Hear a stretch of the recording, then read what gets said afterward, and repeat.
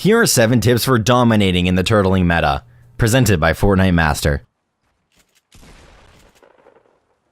Turtling has become a huge part of the current meta, and for good reason. Turtling is incredibly powerful in many situations, and easily the best defensive tool you can have at your disposal. In this video, we explain why and when you should consider turtling, the advantages it gives, and a bunch of specific tips on how you can outplay your enemies while turtling. Note that this video is a little longer than some of our previous guides, but it's packed with really good tips, so hang in there. Next week, we'll be releasing a part 2 video that covers some ways to counter turtling. Without wasting any more time, let's get started. When we say defensive turtling, we're pretty much talking about any time you box yourself up and play within that box, regardless of how long you stay inside. Sometimes that means holding all your walls while you wait for your campfire or slurp to heal you, and other times it means immediately editing out to get aggressive. So let's talk about when you should consider turtling. Here are a few situations you should think about turtling. You need to heal, you're getting third-partied, you're forced onto low ground, or you feel overwhelmed for whatever reason. Anytime a situation feels like you suddenly lost the advantage or lost control, turtling is usually a decent play. It's not that we're advocating for you guys to just turtle in every situation, we just want to emphasize that it's the strongest defensive tool you have.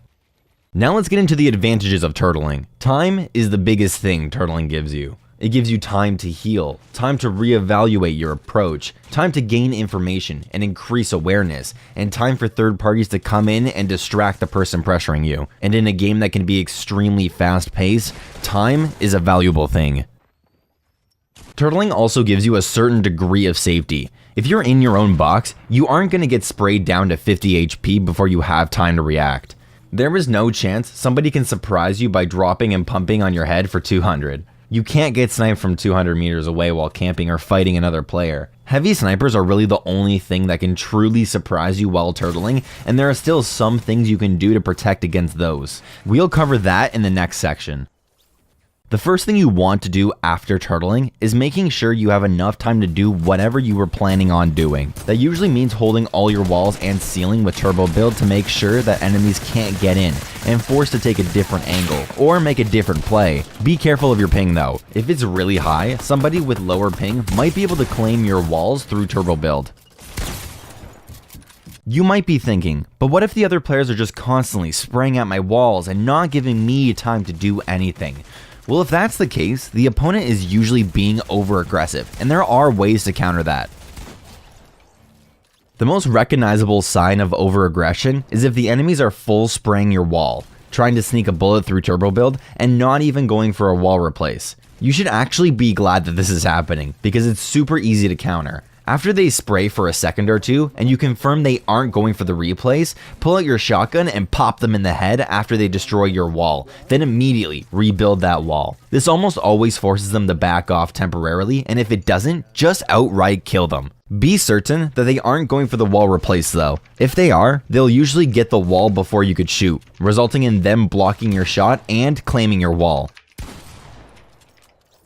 This works at long range with snipers too. If you're turtling and an enemy far away is spraying your builds for whatever reason, pre-aim their head with a sniper, wait for them to destroy your build, then snipe them in the face. Traps are also great at punishing over-aggressive enemies. If they're standing on top of your box trying to break into your 1x1, you can edit your ceiling out to drop them in and trap them. Once they fall into your box and you place your traps, jump up and build a ramp to block them so they don't have a chance to one-pump you before the trap goes off. The same goes for any time an enemy pushes into your box in general. Heavy snipers are the only thing that can truly surprise you. One shot can instantly break a fully built metal wall. Then all of a sudden, the other player is in your 1x1, shotgunning you in the face. But luckily, the heavy sniper is the only thing that can do this, so there are some things you can watch out for that will help. Take note of the distinct sound heavy snipers make when you pull them out. And if you hear it, be on guard. Same goes for if you see somebody pull out a heavy sniper. Hold walls even if they aren't spraying or pickaxing. Be ready to trap them if they breach your 1x1, and generally, just be careful and prepared. Sometimes in the middle of a fight, you just need to reset and gather more information before you make your play. Turtling can be great for that. It gives you the time to track your opponents by listening to audio cues or peeking out of your builds. There aren't any real tips we can give for tracking enemies through audio cues. This comes with practice and getting used to the sounds in Fortnite. The audio cues aren't the best, but you can still track somebody by using them. And it does seem like Epic is actively working to improve the audio, as they've tried to make it better in the last 2 patches, so it could get easier to track using audio in the future. Peeking through builds is pretty basic too, but we'll briefly break it down. Editing and instantly resetting a wall gives you a few seconds of vision because you can see through the fresh build. Using a door edit for this trick is the safest because it doesn't expose you at all, but windows work fine too. You can also see through pyramids when editing them, although it seems like common knowledge now. One trick to improve vision doing this is to crouch on the floor right underneath your pyramid. Now we're going to go over some edit plays you can make from within your own box. The first is a simple window, corner, or top wall edit into a quick shot, then resetting the build immediately after so they can't trade back. This is a basic edit play, so it's pretty easy to execute, but you still need to choose your timing carefully. It's best if you wait until you see the enemy with their pickaxe out or they suddenly get distracted by something else. Otherwise, they'll almost always trade back because they're usually staring right at you. You can make a similar edit play with your ceiling. If you see a good opportunity, open your ceiling for a quick shotgun shot, then reset it.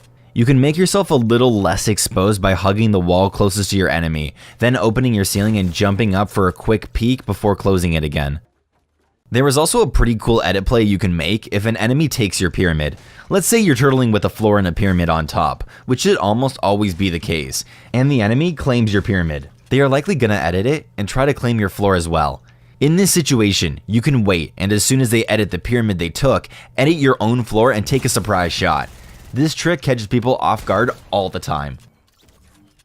This last trick is useful in any situation that involves edit plays. If somebody looks like they're ADSing waiting for you to edit, you can edit then immediately reset to bait the shot. Their shot will usually destroy the fresh wall, giving you an opportunity to quickly shoot them before rebuilding the wall again. Playing from within turtles has its advantages, but sometimes you need to edit out and get aggressive. Quickly editing out of your box can easily catch a player off guard, as long as you have good timing. Just like editing to take shots, you want to wait until the other player takes out their pickaxe, suddenly gets distracted, or changes position. If they reposition trying to claim a different wall, for example, you can often edit out of one of the adjacent walls and shoot them in the side before they realize what happened. Another slightly trickier way to do something similar is with a fast ramp wall edit. When somebody is pressuring one of your walls, jump up on a ramp to bait them into thinking you're gonna edit out of the top, or make a different play, then hit them with the aggressive double edit. And if you really want to style on somebody, you can try pulling this cheeky aggressive trap play. Edit out of your box straight at the enemy, place a ramp over them, then trap them under that ramp with 3 more walls into a spike trap. Be careful with this trick though, because if that other player is too close to your wall when you edit out, they will be faced into your ramp and not be trapped underneath. You can also do this trick when you see an enemy jump on their own ramp in front of your wall. You need to edit out quick enough to block them with a pyramid, then wall them in and place a spike trap. You may also want to consider pushing out to get aggressive if multiple people are pressuring you from different angles. If you're getting sprayed from 2 sides, one of your best options is editing, or running into one of the players and downing them with a solid pump and maybe a couple of SMG shots. Many times the players spraying will overestimate their advantage and leave themselves vulnerable to a quick aggressive play like this one.